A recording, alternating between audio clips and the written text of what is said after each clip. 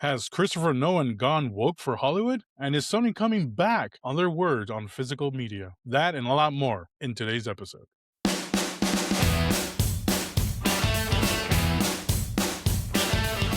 Welcome back, What's ladies up, and y'all? gentlemen. Hey, Rob and Mo. Some super ordinary podcast coming right at you again. Thank you for joining us. I am Rob and my excellent, beautiful co-host, Mo. What's up, buddy? Ready to get into this? Yeah, absolutely. But before we get started, let's see what's the rundown. So the rundown for this week is Sony responds with no applause. Nintendo Blue Shells tour and Switch, the final Splatfest, reviews of movies that we've seen this week, odd reaction to Odyssey, trailer reaction ×3, and Webb's not so amazing film, Spider-Man films. That is. So anywho, thank you once again, guys, for joining us. How was your week, Mo? How did you spend America's birthday, 250th? Did the most patriotic thing ever. I worked. Hooah! That's right. Oh, those essential workers, am I right? They never stop working no matter what. Absolutely. What about you, bud? For me, yeah. So, spend time with the family. I was able to do little fireworks. Went to go see the Young Washington, right? I'll do a quick review later on. And and also our traditional watching Independence Day. It's a tradition in this household. We got to watch it every year because it's the best patriotic movie of all time. Man, that's a great tradition. I love that movie. Yeah. But enough of this back and forth.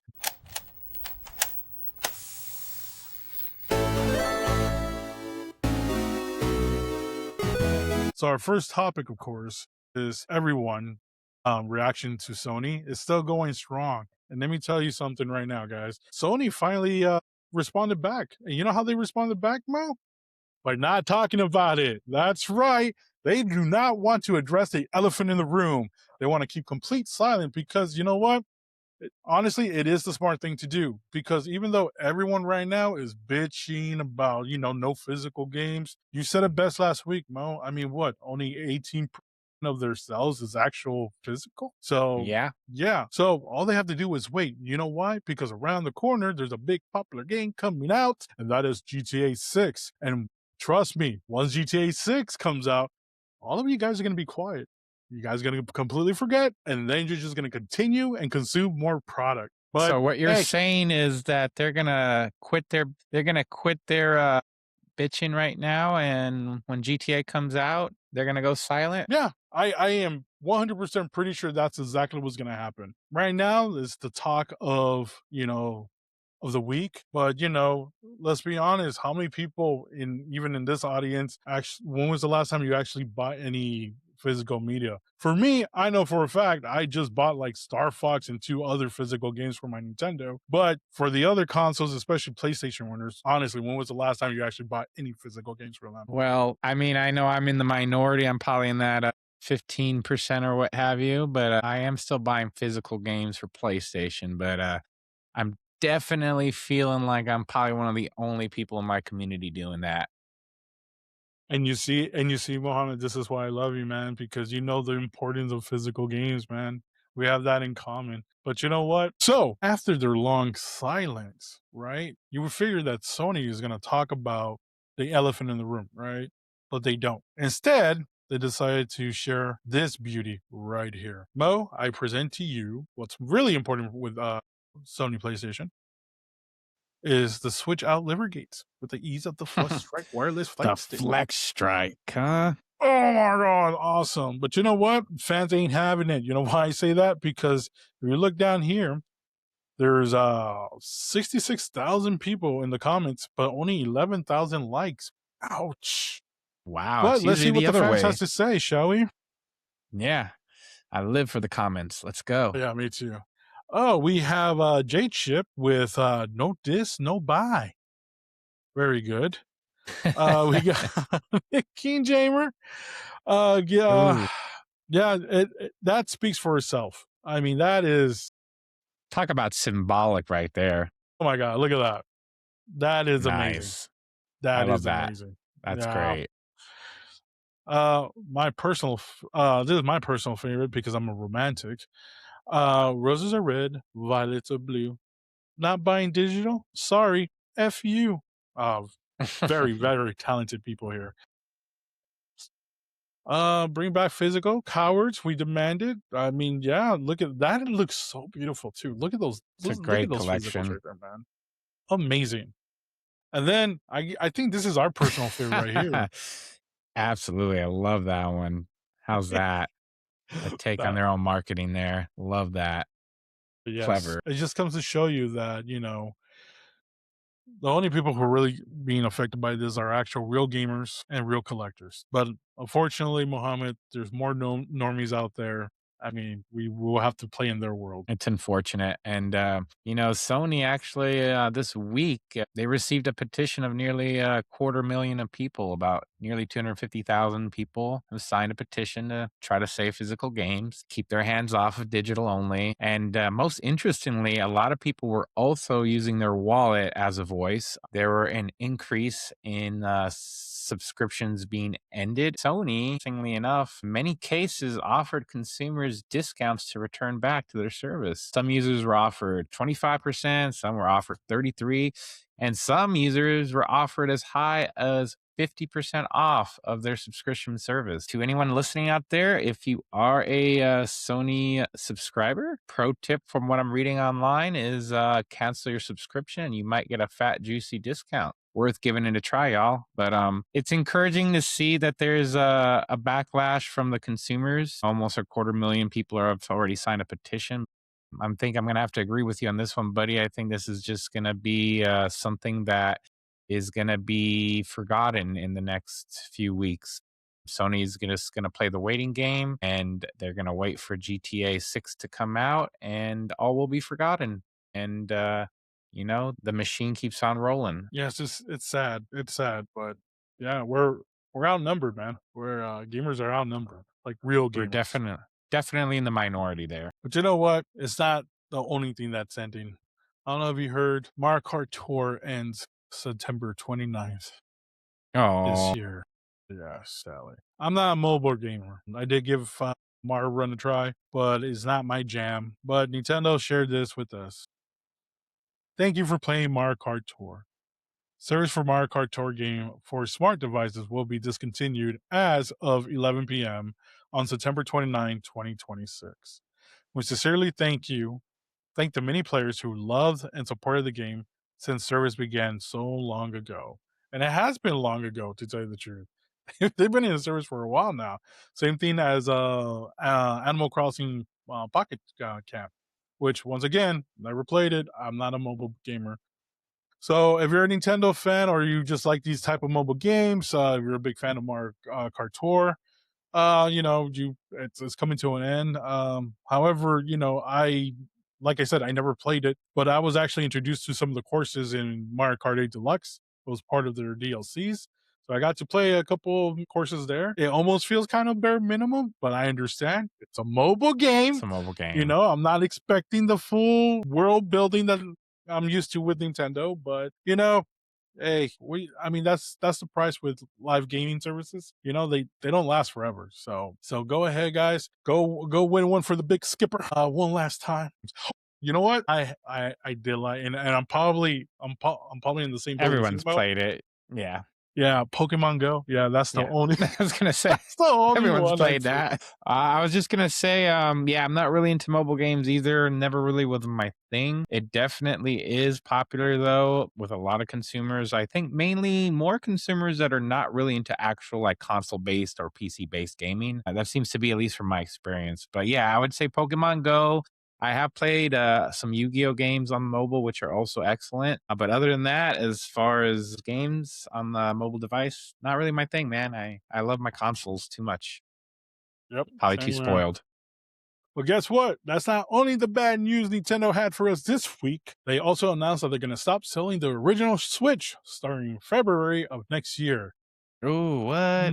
Yeah, No more but guess what? Switch? Don't worry, guys. This only affects the people over there in Europe. So once again, America, we rock, bro.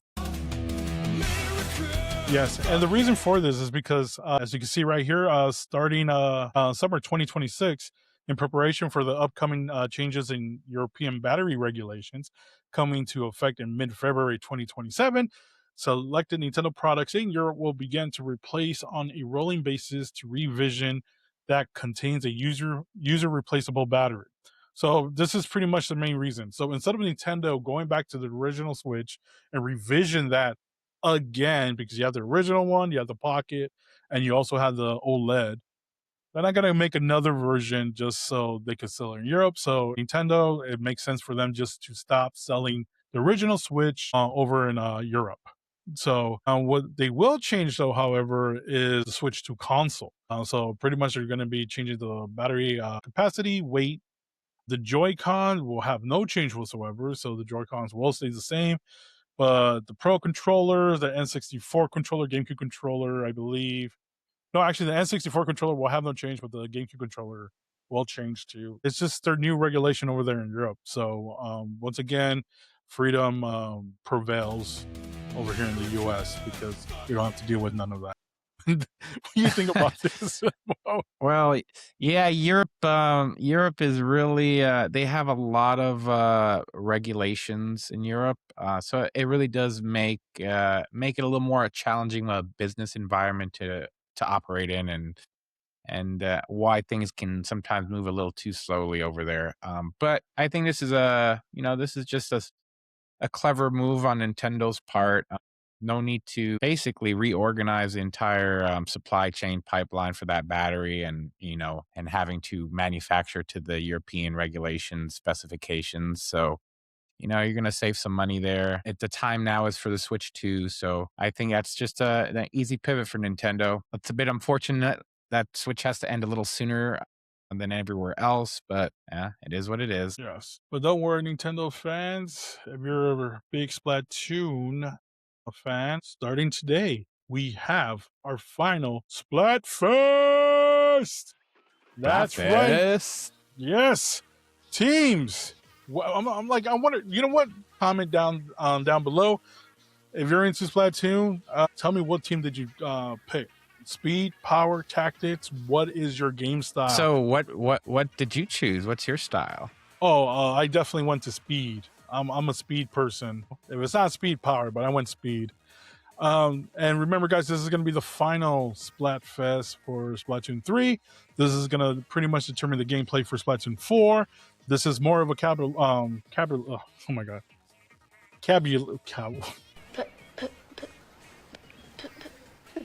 Today, Junior. Help me here, Mo. Collaboration, yeah. Yes, thank you. I know. Collaboration. Of the new Splatoon Raiders game, which is going to be releasing later on this month. So enjoy, guys. I'm definitely going to be playing this weekend. As you can tell, we're already started. By the time you watch this video, it's probably going to be over. We release this video on Sunday nights. Splatfest ends on Sunday evening. So hopefully, good luck to you guys. You probably know who won already from the tournament. I mean, for this fest. But it's going to be really cool. It's going to be real fun. I'm definitely be on. I know my player 2 is going to be on. So is all like some of my gamer pals who are into Splatoon. They're going to be on too. This is pretty much our last event in Splatoon 3. So yes, I'll see you guys in Inkalopolis, and hopefully we'll get to share some ink with one another pretty soon. That sounds kind of nasty, isn't it? Share some ink. I just like just a little bit, just splattering ink everywhere. yes. All right. Have fun. Let's move on. Well, let's talk about trailers.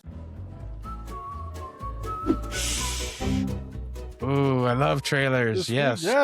It's gonna be fun. The first one we should talk about is pretty much one of my anticipated movies this year, and that's gonna be Godzilla -1.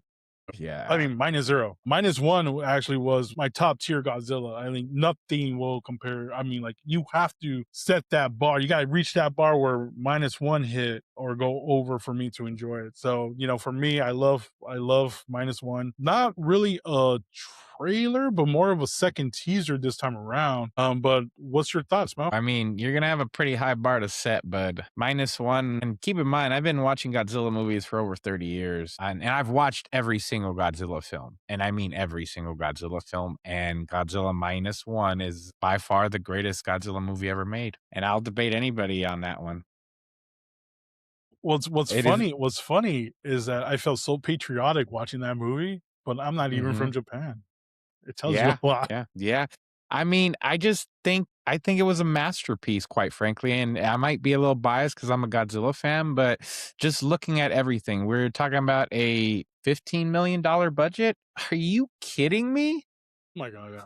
15 million? That's peanuts. I don't know how they made that budget work for that film. They did an incredible job from a financial standpoint. I mean, the special effects won an Oscar on a $15 million budget. And we have movies out here spending 250 million or more and not achieving nowhere near the excellence in filmmaking as this small budget film did. Everything from the story, I mean, in the original, I mean, we're talking about it made you feel patriotic for Japan. It made you have a sense of patriotism for that country. The story really absorbs you. It really gets you into the main character's story and really feels for him, and you want to be a part of his struggle and his family. They really get you invested into the friends and the family. The music, the score is phenomenal. It sets the tone for the music. So somber, just an incredible score. I mean, obviously the special effects are incredible for the budget. The story was great. I mean, yeah, it was a to me it was a masterpiece. So yeah, for this sequel, it's gonna be a hard task to to compete with, but I'm looking forward to it, and this might be the most anticipated movie of the year for me. So the first teaser, they kind of teased that Godzilla's coming to America or has to do something to do with the United States. The Hmm. second teaser, it kind of gives you hints that Godzilla might be fighting another kaiju. So I would like to see more Godzilla for sure. I'm not sure if I want to see him fight another monster, but just in this tease, that ending part where he just pops out of the water, Hmm. behind a ship, it just gave me goosebumps. I'm like, "Oh, yes, this is gonna be fun. This is gonna be For fun." So, sure. Yeah, yeah, this no. is definitely, like, my number 1, like, anticipated movie that I wanna see this year. And yes, that's even more than the next trailer we're gonna talk about, which is Dune 3. Ooh, the Yeah, final the movie in the epic saga. conclusion. Now, I'm not gonna lie to you, honest. I really don't care for this. You The didn't like the trail trailer or Just, overall. I mean, the trailer overall? was okay, but I didn't feel hype as I did from the second trailer. Mhm. I'm pretty sure they're gonna do another trailer before the release. It is the epic conclusion. I know there's a lot of Doom people out there who are, like, massive fans. I'm not hating on it or anything like that, but is once again, once I saw Zendaya, I was done. I'll wait for streaming. I'll just put it that way. I'll just wait for streaming. But yeah, I mean, that's how I felt about it. What about you, Mohammed? Mixed. It seems like Jason Momoa is gonna have a much larger role in this upcoming film. I'm really interested to see how his character progresses. Well, if you read the book, I don't know. Have you read the book? I haven't. I have Okay, not. so people will know who read the book, the pretty much Jason Momoa's character in this and how he returned from the sequel. I won't spoil it for those who never read the book, but yeah, I mean, it makes sense. I'm glad that he is back because they did kill him off in the second one. Yeah. But yeah, it does look like he has a bigger role time around, and in the book, I think he actually does have a more bigger role too, because it kind of, as you can see in that poster, something's not right with the big character there, and there's a reason Yeah. for it. So yeah, and then you kind of get that hint on that trailer that we just that is just shown too, where Zendaya's all pissed off at him. That, but I'm sorry, go ahead. She's gonna leave him. She's gonna leave him for Peter Parker. It's okay. I'm gonna Wait, probably hold have to on. check this one. Dude, there's gonna be 3 major movies with Zendaya this year, I just realized that. What do we got? Dune, Spidey. What's his third? Odyssey next week. Oh yeah, that's right. Yeah, I mean, Yeah, like I the said, Zendaya Zendaya's fatigue is everywhere. real, folks. The Zendaya fatigue is real. But yeah, I mean, I probably might get excited once they release another trailer for this. This one, I mean, I think this one was just more for the fans, and I'm pretty sure they're completely psyched. Well, And for me, I'm gonna see it in the movie theaters. just Cool. because I think the main thing I love about the first two Dunes so far has been the cinematography is just Mm, incredible. And I I could agree. see it. 100. I I agree. could see it at home, but I really do want to enjoy the cinematography and all its glory on a big screen. That's the main thing that's probably going to draw me in for sure. No, I completely agree on that. You're right. You're right on that. Are you gonna watch it in IMAX? Ideally, yes, absolutely. I mean, go big or go home. Yeah. Too bad. Too bad. Dune can't do. I mean, Doomsday can't do that. Let's not even go there. All right. And the final trailer that I actually also seen this week that just came out, which I really am looking forward to it, is Hope. So if you don't know what this is about, I suggest go see the trailer. But the story is a mystery discovery is made on the outskirts of a remote harbor town, and the resident finds themselves in desperate fight for survival against something they never ever encountered before. And you get a glimpse of these pretty much these creatures, I'll say. Creatures, yeah, monsters, I whatever you mean, want to call them. we're talking Yeah. about even it could be even aliens because it does have Yeah. a alien sci-fi thing to it. Listen, there's been a list of Korean films that you have to see before you die. Okay, I feel Hope is going to be one of those films. It You have looks hope fun. for hope? Yeah, I have hope for Hope. Yes, it looks fun. It looks entertaining. I like the design. I like the atmosphere. Is one of those things that you could really have fun with. So I'm like, yeah, I can't wait for this to come out. So yes, did you see the trailer by any chance, bro? Yeah, I didn't. But yeah, the creature designs, they look pretty sick, man. Definitely really cool, something I've never seen before. Yeah, I'm excited to see what this movie has in store. Yeah, I mean, Korea, I think, has really been in the ascension in filmmaking, and they really do, I think, excel in horror. I really do enjoy a lot of their movies in that genre, and I can't wait for this one. Excellent, cool. Now, please, Juan, in this week of reviews, movie reviews, please tell us about the invite. All right. Yeah, guys. If anyone hasn't seen the invite or is mildly curious about it, I'll give you a little rundown. So you have Seth Rogen and Olivia Wilde. They are a pretty pretty married couple. I mean, they've been married probably for years. I think they have a child that's like 10 or 12 years old. So they've been married for a while. They're pretty settled into their marriage. And right away, the movie starts off with the invitation. Seth Rogen gets home, finds out from his wife, Olivia Wilde, that she's just invited the neighbors next door, unbeknowingly to Seth Rogen. And sure enough, that's where the film starts. And I don't think it's a film for everyone, that's for sure. I'm just gonna put that out there. The entire movie takes place in an apartment. So the whole movie is in an apartment. It's one evening. The movie just takes place in one evening, So between the it's pretty interactions much of like these a neighbors. could it be like one of those like plays adaptation? Like it feels like a play movie. Yeah. No, for sure. In fact, I don't have it on me, but I believe it is a redone take on another film. Okay, cool. Right. So So so I heard this movie is sexual in nature. yes, it is. Definitely don't take your grandma or the kids to this film. It's definitely a little sexual, yes. Now, as far as like nudity and everything, sexual scenes, it doesn't really get like that deep, but just the language itself and a lot of the connotations and jokes are sexual. So yeah, definitely intended for a mature audience. But I will say the cast knocked it out of the park. Despite the limited setting, and, being in the apartment, I think Seth Rogen and Olivia Wilde played an excellent married couple. I mean, I could like you would believe it if you saw it. Like they look like they've been married for years.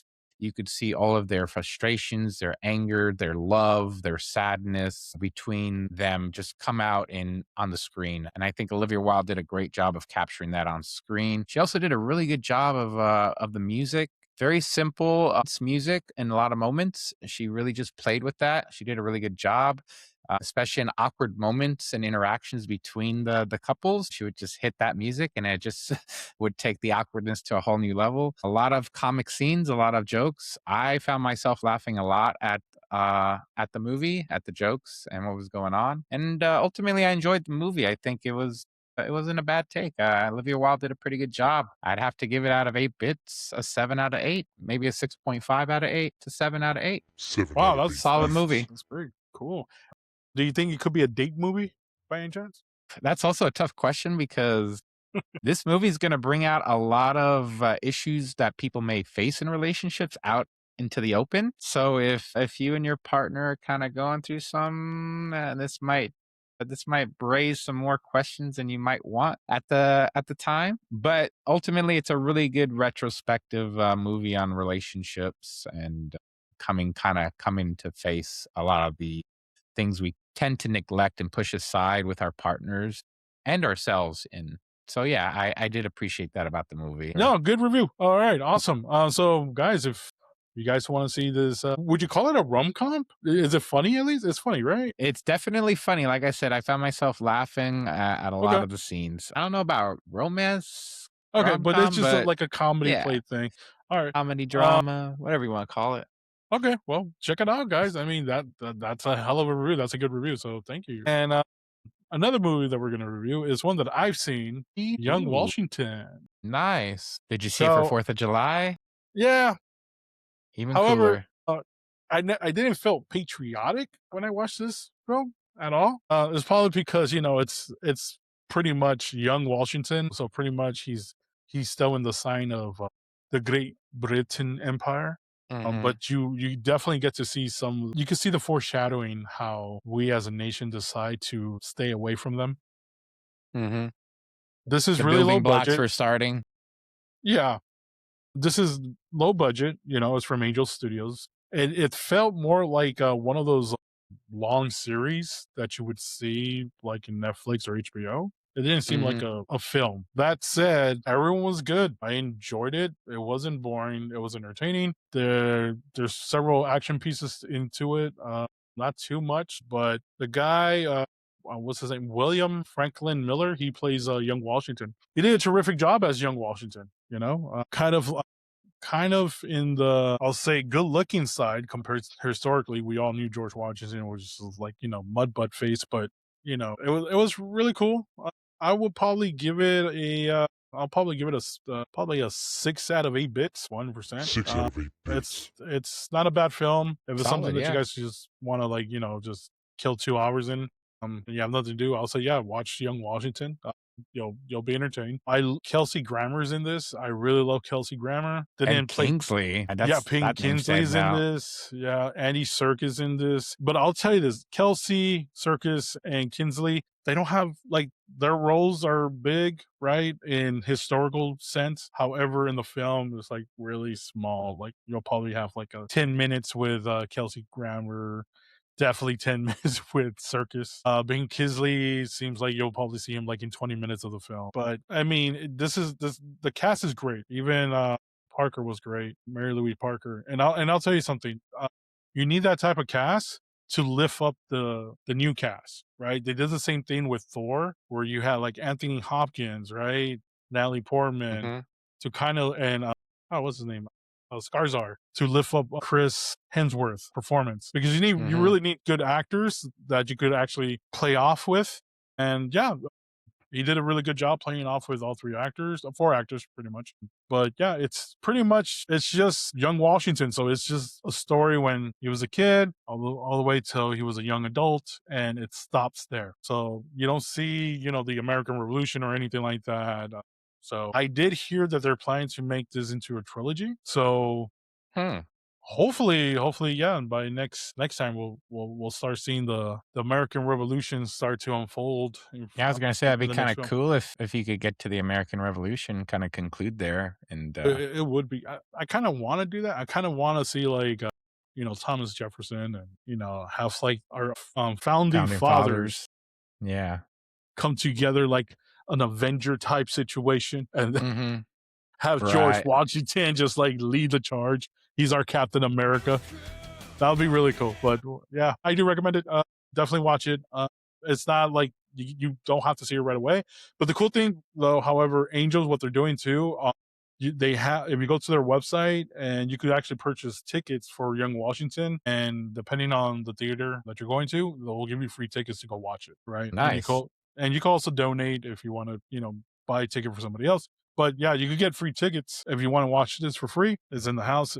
I think it's really cool that it came out in our 250th birthday because we needed something resembling America, right? To celebrate the holidays. Yeah, I'm actually surprised we didn't get something crazier for the 250th, like something like big, Yeah, in so terms of this is films. this was a nice little way, get a little popcorn flick and enjoy the show. So that's really cool. Really, really, Cool. really. So Mohammed, let's change topics for a bit.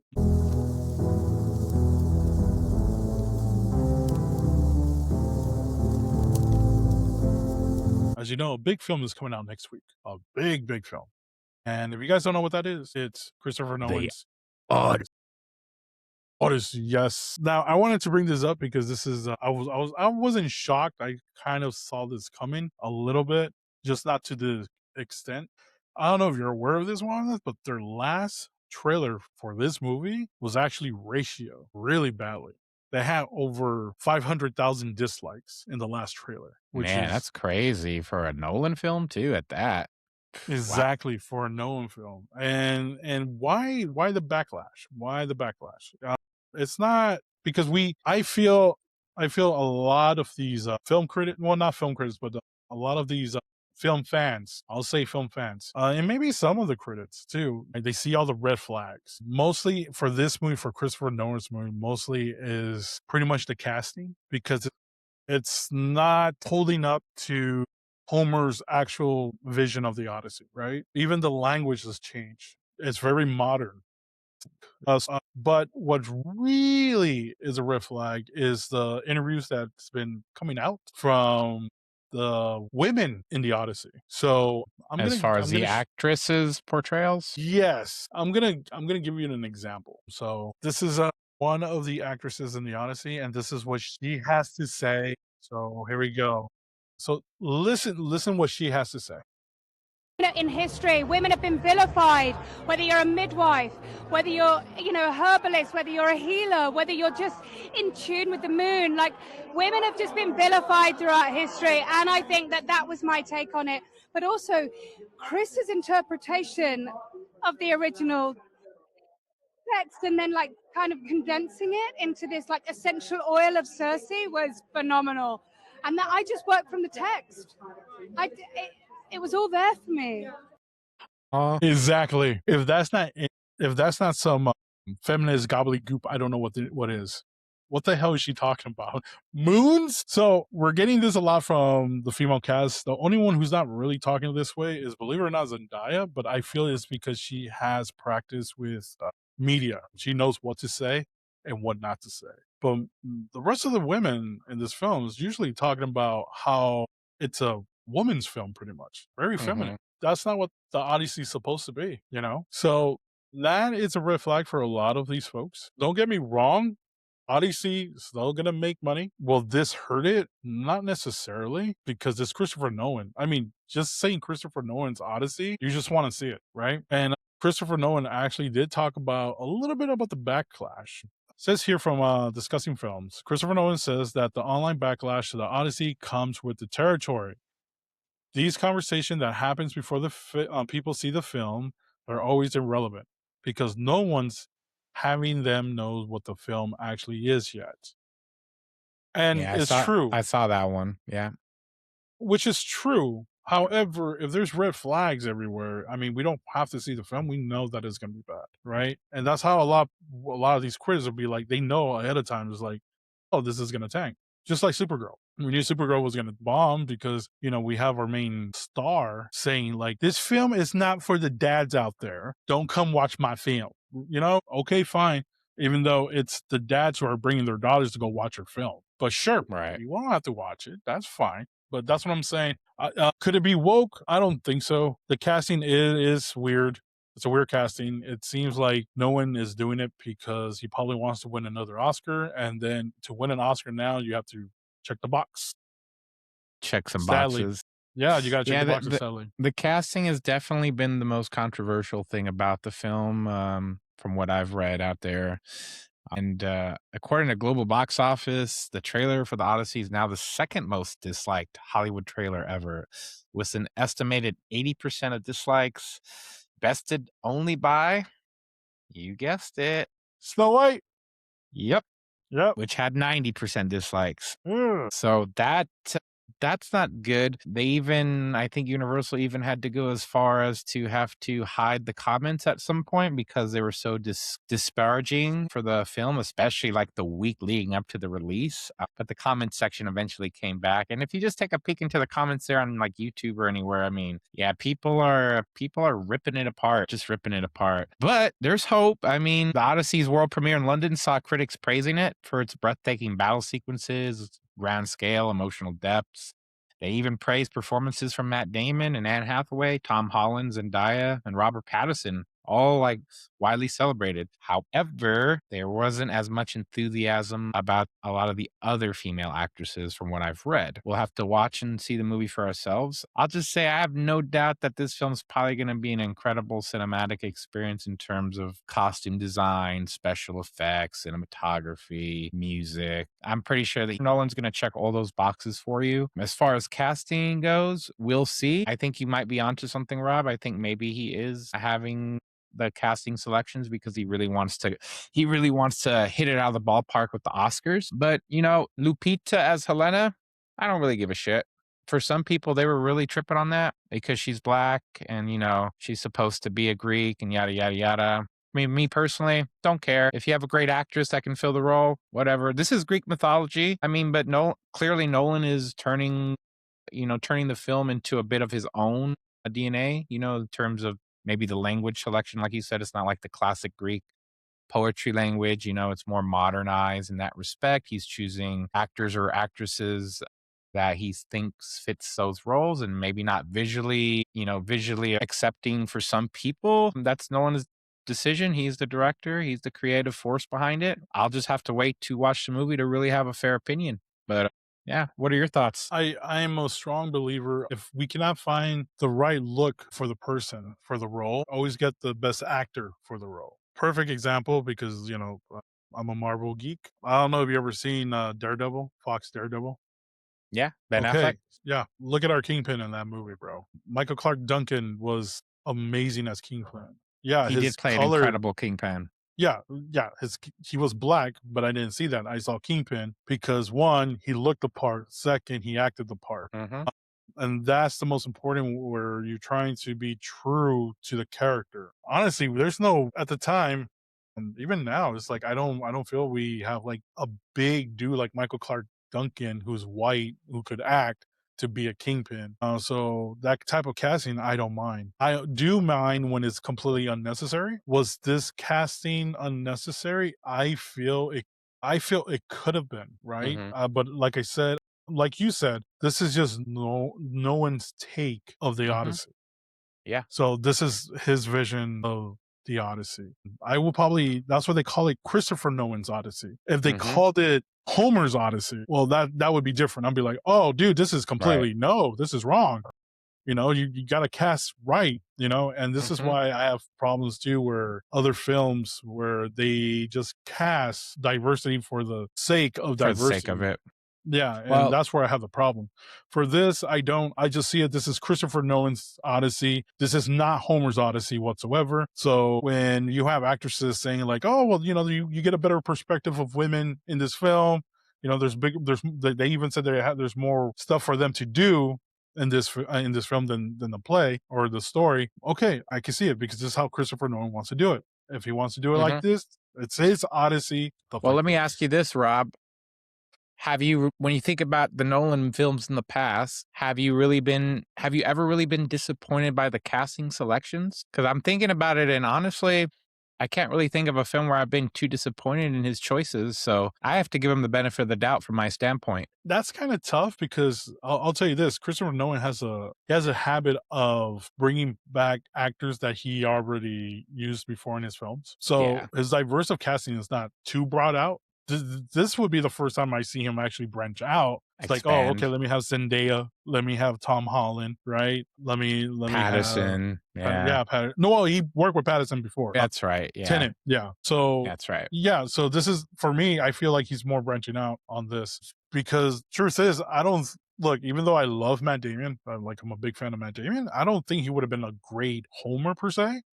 I feel like somebody else could have done it. However, it's like once again, I know he already worked with Matt Damon before, so that's why he probably, he tends to just bring the people that he feels comfortable with. He knows what to expect from them, and you know what? It has been working out great for him so far. I don't mind whatsoever. So I mean, like I said, he's not gonna lose money over this. His name is way too big for this. Even though it may be woke, it's not gonna affect it.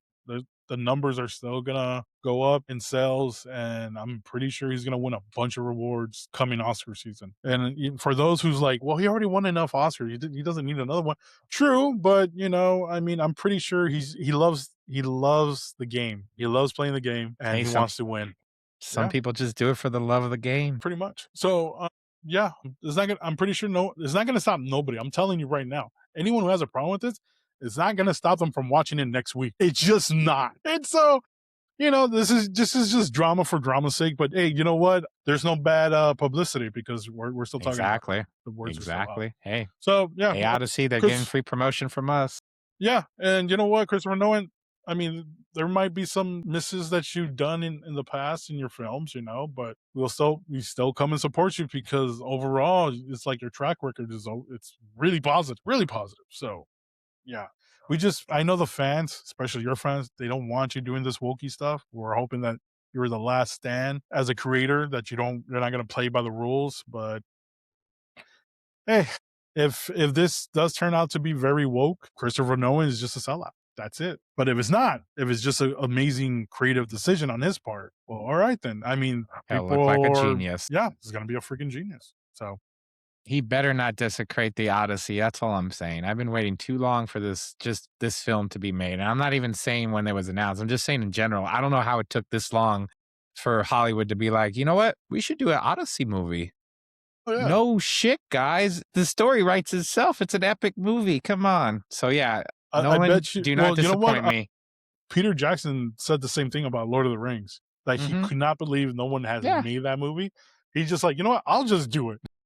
And sure enough, he just ran away with award after award and loved it so much he moved to New Zealand. And yeah, I mean, some stories they write themselves for a film. Like, yeah, Odyssey, I can't believe they haven't done it. So All right. So real quick, I do want to. This came out, I think, today or yesterday. Do you know Danny McBride? a little bit. Okay.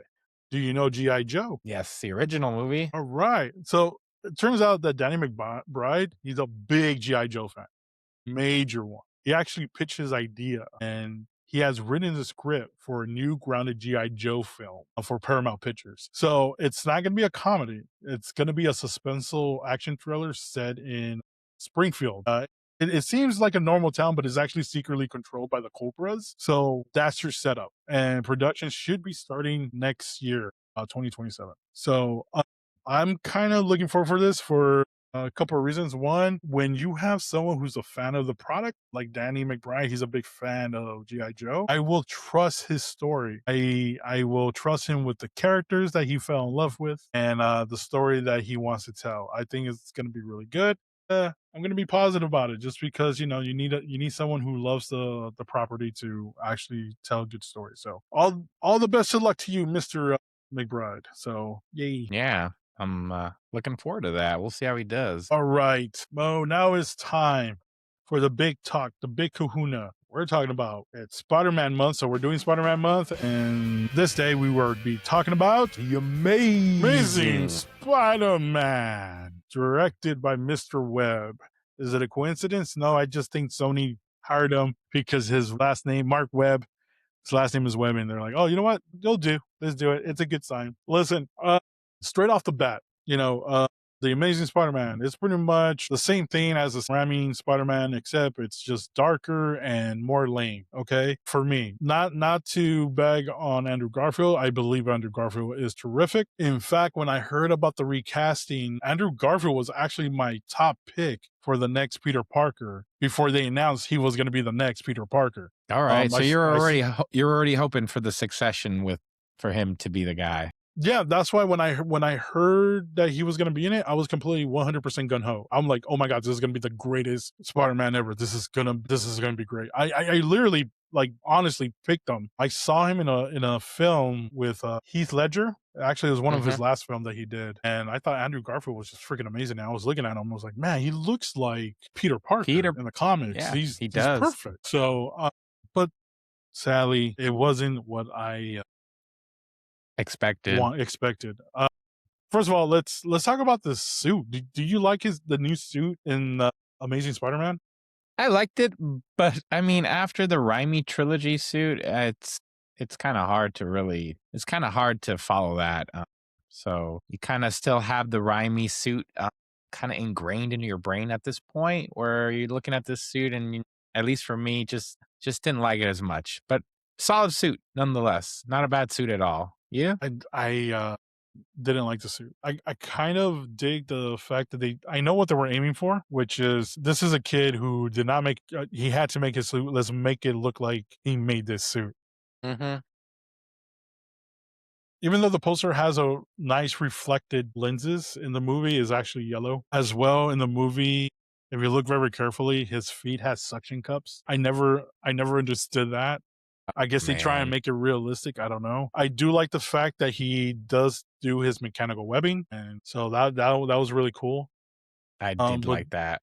but the movie was just weird. First of all, his transformation was just he was just like acting like he was like on drugs or something. Like he was like tweaking out, and I'm like, man, I this is would you're be doing so too much. if I got bit by a radioactive spider. I know, but it seemed like I'm like, what is this? And then so they're pretty much telling the story again with the origin story, right? So they hired Martin Sheen as Uncle Ben, and instead of having that wonderful speech about with great power comes great responsibility, they wrote this beautiful gem. He says, "Your father lived by a philosophy, a principle, really. He believed that if you could do good things for other people, you had a moral obligation to do those things. That's what's in stake here. Not choice, but responsibility." Little retake on the great power, great responsibility spiel, you know? I I don't know. I'm like, man, that's a lot of words just for you to say. Great power comes great I know. responsibility. I don't know why they But didn't this just kind of keep it the same in that regard. But this is mostly what I had a problem with the Amazing Spider-Man, right?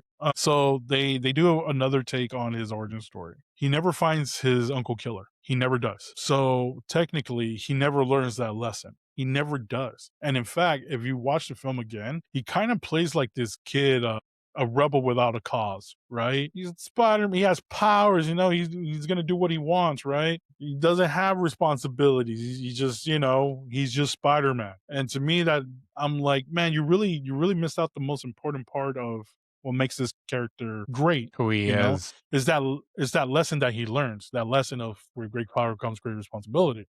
You Yeah, know, it that's the central force of who Spider-Man's identity is based upon.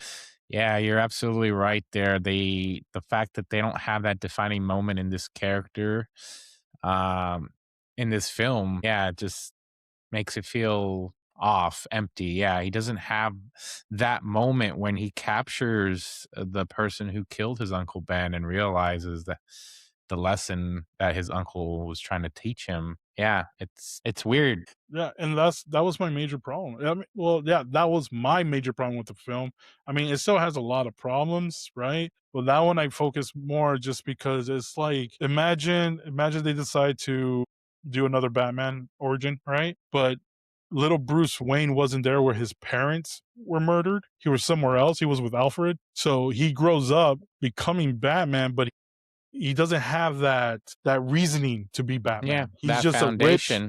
yeah, he's just a rich boy playing a hero at that point, right? So he's pretty much Bruce Wayne playing Batman instead of the other way Yeah. around. So that was like one of my major critiques of it. I mean, he wasn't I mean, I'm glad they kind of showed that he was kind of like a nerd or something because he Yeah, had some weird gadgets.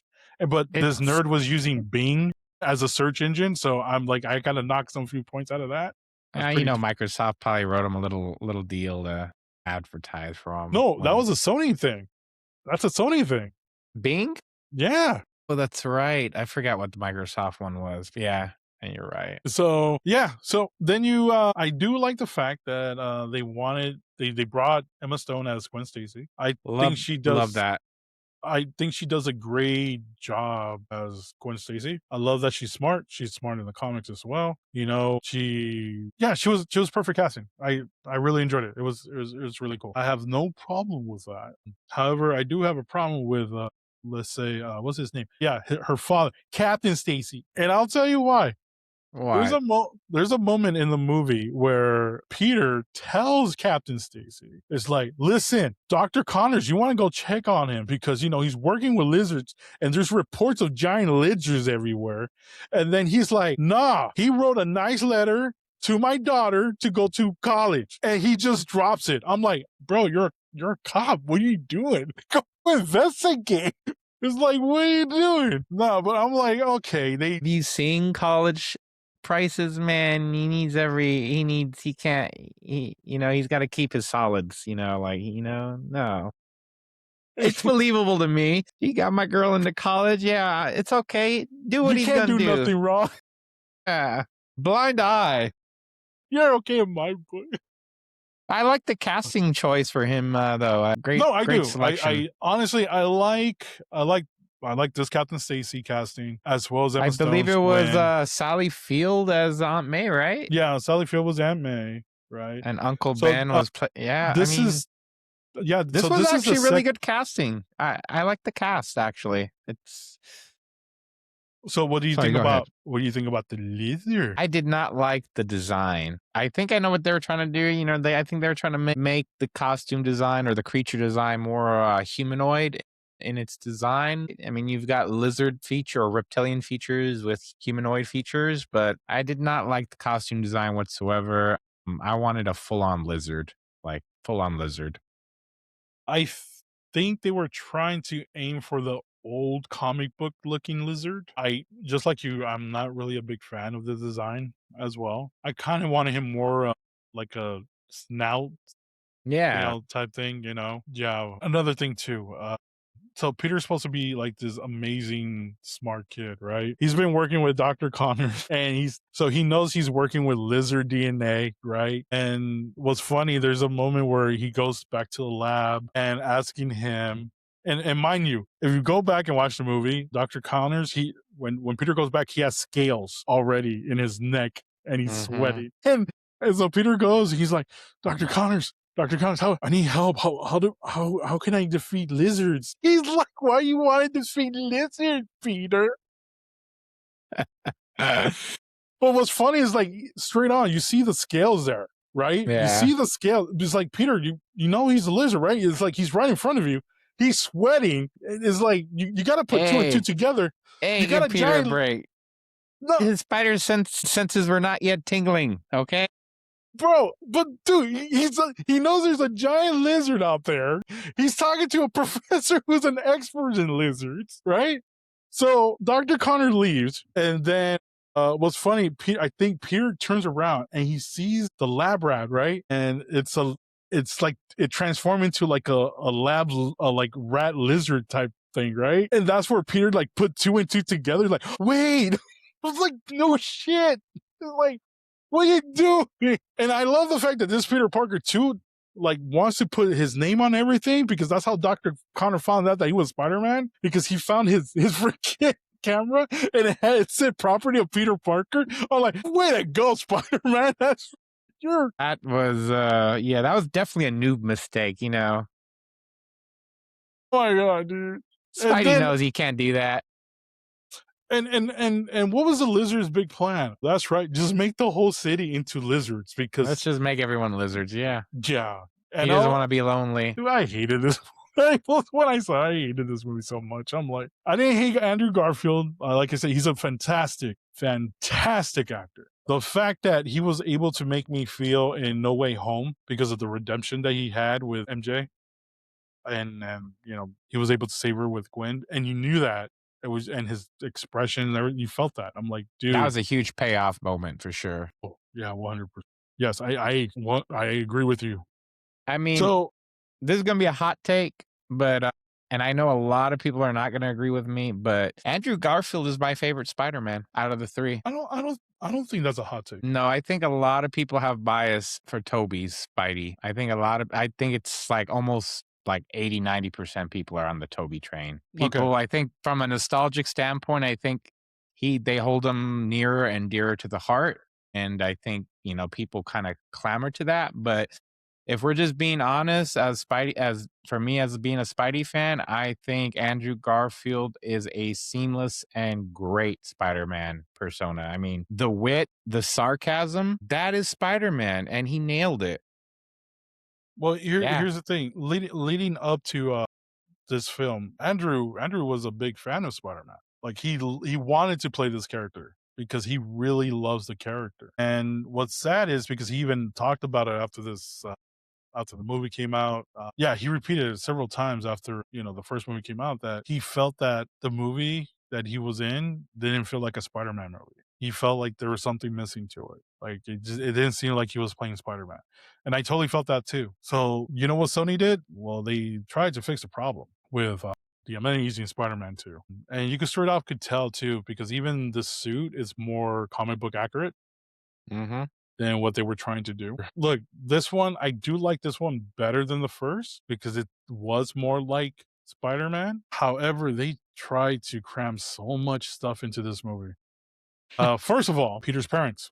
They try the first movie they try and leave a mystery, like where the Peter parents went when he was a kid is like they just disappeared. What happened to them? This movie starts off with exactly answering that question. What happened to Peter's parents? So it turns out they were both spies, and on a way to a mission, they get killed. Plane crash. They try to kill him in the plane. Wife dies, and then the plane crash, so they both die.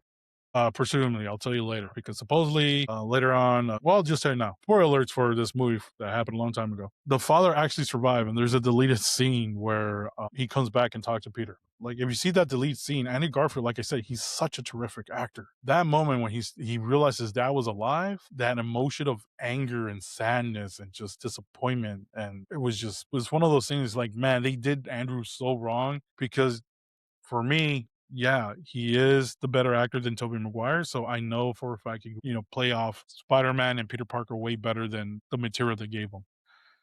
Yeah. So Sony decided, yeah, his parents were these secret spies. And so now Spider-Man has to go and find out, well, what is my dad's up to? Why is this connected to me? And then somehow he found tokens that led him to this underground laboratory subway where he finds his dad's Research?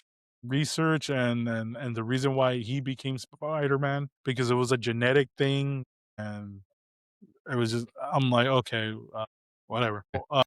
Right now I'm showing Gwen and Peter because I'm glad they're back.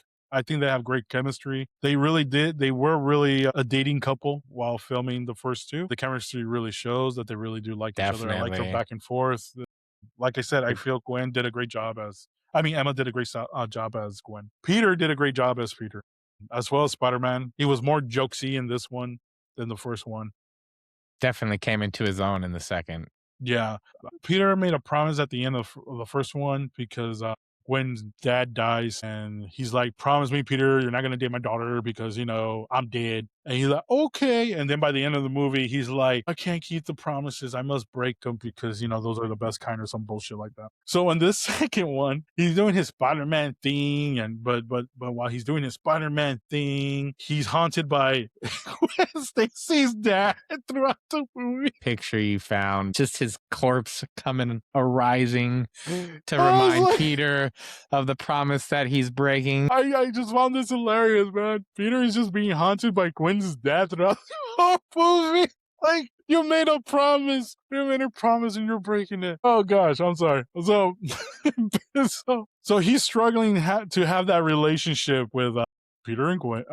That relationship with Gwen because of his dad. But not only that, this movie has a problem with villains because the villain roster in this film is crazy. So, of course, you mentioned it. We have the Rhino, right? What the hell is that? A mecha? Like, are we borrowing from Yeah, like that's what it was. A Japanese freaking mecha Rhino. pop culture here? I think this version of the Rhino, if I remember Dude, correctly, this thing looks like it's straight out of like Armed Core or something. Like, yeah, I feel like this version of the Rhino, I think if I remember correctly, is from the Ultimate Universe, the Ultimate Spider-Man universe.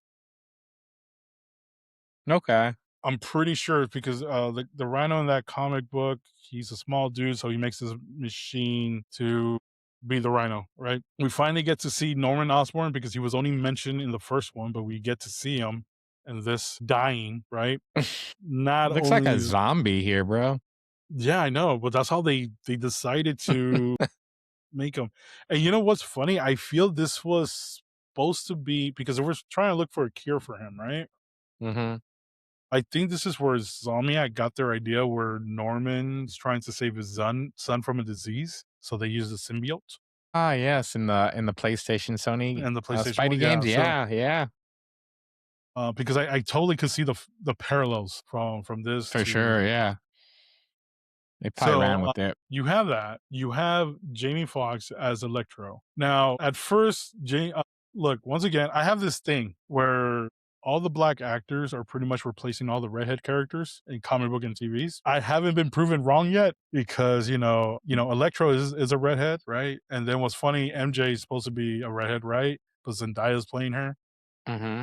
And it's not just in the Spider-Man universe; it's like all over media, different media as well. In fact, it even Life mimics it because I'm not even sure if you remember that when Biden was president, he had a secretary. The secretary of press is what was it, Pulowski or whatever. She was a Mm-hmm. redhead, and then she was replaced by a black lesbian. So it's just, I'm telling you, all the redheads are just being replaced. So this is no different. Jamie Foxx acts like this when we first meet him. He's like this nerd, like completely different from the comics. Because in the comics, he's not a nerd. In fact, he just works as a electrician, and that's how he got his powers. In this, he works for Oscorp, which I don't mind. I kind of like the fact that all the villains are coming from one place. So he works in Oscorp, and then he gets electrocuted, and then he falls into a tank of electric eels, and they bite him, and he becomes Electro. Okay, whatever. Whatever. It's cool. I mean, yeah. I personally do not like this look. Don't like the blue. I did not like his suit whatsoever. Were you hoping But for more of a comic esque take on it for a no, suit? I'll tell you what. I just think it's whoever written this and whoever designed this. Just it didn't. They didn't hit a home run with me because when Jamie Foxx reprised his role as Electro in Far From Home or No He Way Home. nailed it. He knocked it Oh out my of the god, park. he was one of my favorite characters, man. He was one of my favorite villains in that film, I dude. mean, it was him and Goblin. I mean, they were just the Oh, stars for sure. hell yeah, dude. I enjoy. In fact, I wanted more of Jamie Foxx. Like that was really cool. So you had him as a villain. I actually wanted to see Electro in the film. He's supposed to be like this really badass villain where Spider-Man really has a hard time because he's just nothing but energy. And he got to a point where like even in the comics where, Spider-Man did figure out how to beat him, but there was a point where, he needed the help with the Avengers as well because he became too powerful. Yeah, I mean, if you think about it, I mean, I think he might be one of the strongest Spidey villains out there in the universe. But yeah, and I got that impression in Spider-Man No Way Home where, he did seem like to hold on his own. He Mm-hmm. didn't need nobody else. He Yeah, was practically a freaking god. And I yeah. was like, yeah, that was cool. That's the Electro I wanted to see. That was really cool. So, but hey, we're talking about Amazing Spider-Man 2. So, and then we had another villain. You probably forgot. Another, Yes, another. the God, Green Goblin. This is the what? new take of the Green Goblin. Oh, that's a terrible picture.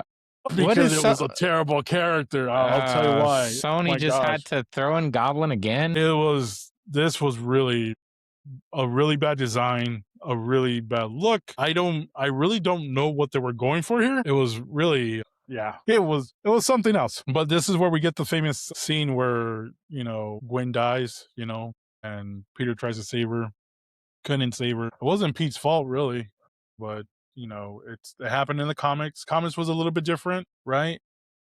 Mm-hmm. Oh, by the way, Comics was different. thank you for that book, Mo. I remembered you got me that book, The Death of the Stacys. That was really cool. I love it in the comics where Peter was once he realizes Gwen was dead, he was so mad that he just wanted to kill Green Goblin.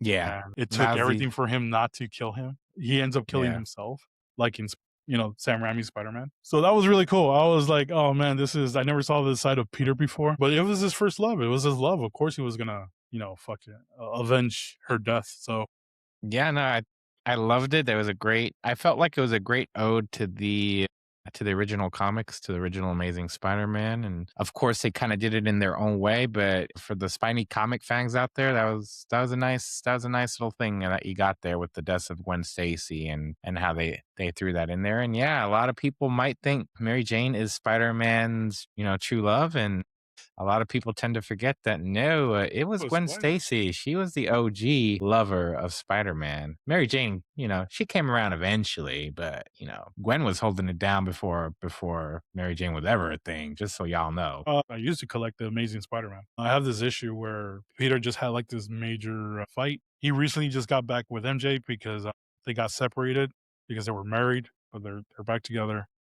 And he goes because he dedicated a plaque under her name, Gwen Stacy. And oh, you know what? It was probably that terrible story where Gwen had kids. That's a subject for another day. But he goes and sees her plaque, and MJ's with him, and he looks at it, and it says, in the memory of Gwen Stacy, right? And she's like, it still hurts, doesn't it? And he's like, yeah, it always. And then they walk away. But it's one of those things like MJ knew that this was his first love, and Yeah. it's always gonna hurt because she died, Hmm. and he blames himself for it. Like, Yeah, blames that himself. was a central issue for Spider-Man. He blamed himself for that death, and I think the worst part of it all is he doesn't really know if it was really his fault. He doesn't know if she was already he in the comics Goblin throws her off the bridge and ultimately Spider-Man doesn't really know if Goblin already murked her or maybe it was the web that might have snapped her neck, but he just doesn't have that confirmation and it haunts him for the rest of his life. Yeah. Oh yeah, and it was beautiful. It was beautifully written. It's amazing and beautifully drawn. John Romita, awesome. But yeah, you don't know if she was already dead when he threw her off. All you know is that you hear a snap when Peter caught her. So yeah, you're right, man. It's one of those powerful scenes where haunts him forever. And but Speaking going of back comic to book speaking of comic book, let me pull that comic book. Go ahead, but I'll be right back. Okay. So since Mo's gonna go get the comic book, what if I told you guys that there's actually three more villains in the Amazing Spider-Man 2? And that's right. So if you're a Spider-Man fan like me and Mohammed is, there's actually three more villains. And oh, look at that. Look at that. Yes, Yeah, that's the issue. Yeah. that is the issue, and Spidey is pissed. OG Amazing Spider-Man right here, issue 122. And it's one of the great Spider-Man comics of all time, guys. So just had to share that with you guys. No, no, don't worry. That was awesome, Mo. But I was telling the audience, what if I told you that there was even more villains in the Amazing Spider-Man 2? There's more? Wait, what are There's we at? more. 3, right? No, I believe we're on 4. No, I'm saying so far we got 3. There's a Yeah, fourth? There's a yeah. fourth villain? So we had Norman Osborn, right? We have the Rhino, we had Electro, and then we have the Green Goblin, and we also in this movie that came out is Smythe, Sinister Smythe. I don't know if you remember him. If Nice. if Yes. you're a fan of, because I know a lot of our generation, we were big fans of the '90s Spider-Man cartoons, Cartoon. right? This was the cyborg that worked with the Kingpin. This is this character. That character is worked for the Kingpin. He was the cyborg. So we had him. We also have Felicia Hardy, which if you know her as the Black Cat. Black Cat. Yeah, so you will hear her name, Felicia, in the movie.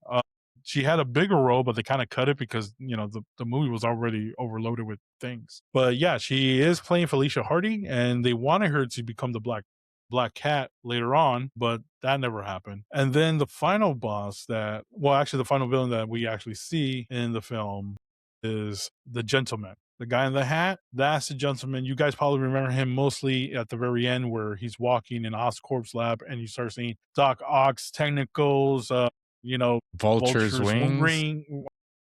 wings. You also see, the Rhino suit again, but also I think they replaced it, but they actually had the symbiote in this scene Yeah, at and the that very too, end. huh? Yeah, they had the symbiote, but then they replaced it with, I believe, the Rhino costume because they didn't want to reveal that too much because they were really setting this movie is basically a giant setup for the Sinister Six. That's what this was.